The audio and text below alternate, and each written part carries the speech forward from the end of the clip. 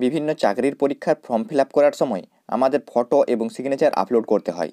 তার জন্য ফটো এবং সিগনেচার আগের থেকে রেডি করে রাখতে হয়। ফটো এবং সিগনেচারের একটি সাইজ মেনশন করা থাকে। ওই সাইজের না হলে ফটো এবং সিগনেচার আপলোড হয় না এবং আপনারা অনেক সময় সমস্যায় পড়েন। এই সমস্যার সম্পূর্ণ সমাধান নিয়ে চলে আসছি আজকের এই ভিডিওতে। তো আপনারা সমস্ত পরীক্ষার ফর্ম ফিল আপ করার জন্য ফটো এবং সিগনেচার মোবাইল দিয়ে 1 মিনিটের মধ্যেই কীভাবে সঠিক সাইজের বানিয়ে নিতে পারবেন তার সম্পূর্ণ পদ্ধতি আজকের ভিডিওতে দেখাবো। সম্পূর্ণ পদ্ধতি জানার জন্য ভিডিওটি প্রথম থেকে শেষ পর্যন্ত দেখতে থাকুন। আর চ্যানেলে নতুন হয়ে থাকলে চ্যানেলটিকে সাবস্ক্রাইব করে পাশে থাকা বেল আইকনে ক্লিক করে অল অপশানটি অন করতে ভুলবেন না। ভিডিওটি ফেসবুক থেকে দেখে থাকলে অবশ্যই পেজটিকে ফলো করে নেবেন। তো চলুন শুরু করা যাক। সমস্ত পরীক্ষার ফর্ম ফিল আপ করার জন্য যে ফটো এবং সিগনেচার আপনাদের আপলোড করতে হয়, সেই ফটো এবং সিগনেচারটি কিভাবে আপনি আপনার মোবাইল থেকে সঠিক সাইজের বানাবেন সেটি দেখে নিন। তার জন্য প্রথমে একটি সাদা কাগজে আপনি আপনার সিগনেচারটি করে নেবেন। তার সাথে একটি পাসপোর্ট সাইজের ফটো কাগজটির উপর এইভাবে রেখে আপনি আপনার মোবাইল ফোনের ক্যামেরা অ্যাপটি ওপেন করে একটি ফটো তুলে নেবেন। ফটোটির এডিট অপশানে গিয়ে প্রথমে পাসপোর্ট সাইজ ফটোটি ক্রপ করে সেভ করে নেবেন। তারপর একইভাবে সিগনেচারটিও ক্রপ করে সেভ করে নেবেন। তো এরপর আপনার ফটো এবং সিগনেচারটি সঠিক সাইজের করার জন্য আপনি আপনার মোবাইল ফোনের ক্রোম ব্রাউজারে চলে আসবেন। তারপর এখানে সার্চ অপশানে গিয়ে ইমেজ রিসাইজার লিখে সার্চ করে নেবেন। এখানে যে প্রথম ওয়েবসাইটটি আসবে সেটিতে ক্লিক করবেন, কিংবা ডেসক্রিপশনে লিঙ্ক দেওয়া রয়েছে সেটিতে ক্লিক করেও আপনারা ওয়েবসাইটটিতে চলে আসতে পারবেন। তারপর এখানে দেখতে পাবেন image resizer, easily resize image online for free. এই ওয়েবসাইট থেকে আপনারা ফ্রিতে যে কোনো ইমেজ রিসাইজ করে নিতে পারবেন। এখানে একটু নিচের দিকে স্ক্রল করে সিলেক্ট ইমেজ যে অপশানটি রয়েছে সেই অপশানটিতে ক্লিক করে প্রথমে গ্যালারি থেকে আপনি যে পাসপোর্ট সাইজ ফটোটি ক্রপ করে সেভ করেছিলেন সেই ফটোটি সিলেক্ট করে নেবেন। তারপর এখানে ফটোটি আপলোড হয়ে গেলে এখানে নিচের দিকে 3টি অপশান দেখতে পাবেন, রিসাইজ, ক্রপ এবং রোটেট।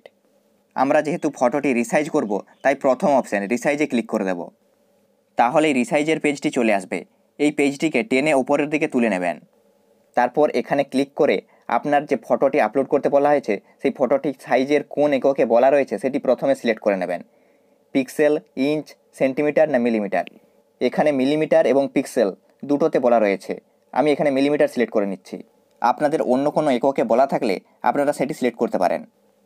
তারপর সেই এককে ফটোটির উইথ এবং হাইটের রেশিও কত বলা রয়েছে সেটি এই বক্স দুটিতে বসাতে হবে।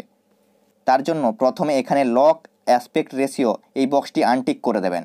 তারপর এখানে মিলিমিটারে উইথ এবং হাইটের রেশিও বলা রয়েছে 35 মিলিমিটার ইন্টু 45 মিলিমিটার। এখানে উইথের বক্সে 35 বসাবো এবং হাইটের বক্সে 45 বসিয়ে দেবো। তারপর এখানে ডিপিআইতে আপনাদের ফটোর যদি ডিপিআই মেনশন করা থাকে তাহলে এখান থেকে ক্লিক করে সিলেক্ট করে নেবেন। আমাদের যেহেতু মেনশন করা নেই তাই ডিফল্ট 300 ডিপিআই সিলেক্ট রেখে দেবো। তারপর এখানে ব্যাকগ্রাউন্ড ফিল, এখানে পিকে কালার অপশানটিতে এখানে হোয়াইট কালার সিলেক্ট করে নেবেন। এখানে আপনাদের ফটোটির সাইডে যদি কোনো বার্তা অংশ থাকে সেটি হোয়াইট কালার হয়ে যাবে। তারপর এখানে টার্গেট ফাইল সাইজে আপনাদের ফটোটি কত সাইজের বলা রয়েছে সেটি প্রথমে দেখে নিয়ে এখানে বসাবেন। যেমন এখানে ফটোর সাইজ বলা রয়েছে 30 কেবি থেকে 70 কেবির মধ্যে। তার জন্য প্রথমে এখানে কেবি সিলেক্ট করে নেব।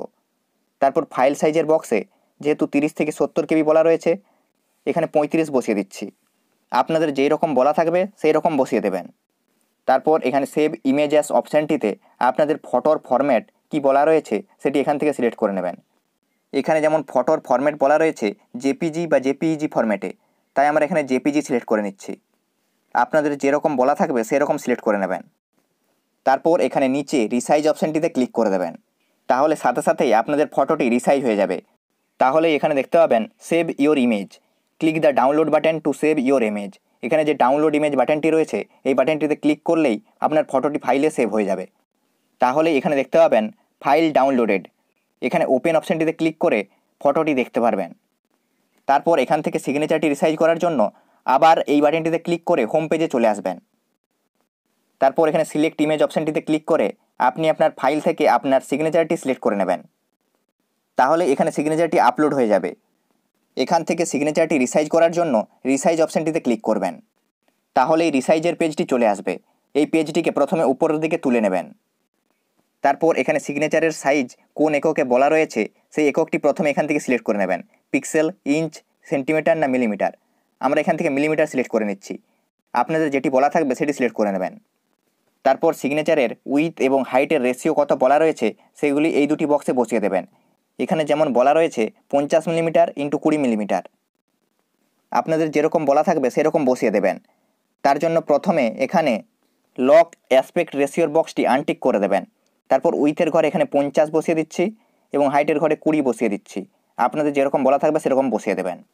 তারপর এখানে যদি সিগনেচারে ডিপিআই মেনশন করা থাকে তাহলে এখানে ক্লিক করে ডিপিআইটি সিলেক্ট করে নেবেন, নাহলে ডিফল্ট 300 ডিপিআই রেখে দেবেন।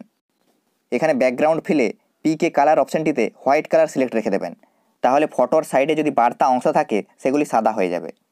তারপর এখানে নিচের দিকে স্ক্রল করে টার্গেট ফাইল সাইজে আপনাদের সিগনেচারের সাইজ কত বলা রয়েছে সেটি এখান থেকে বসিয়ে দেবেন।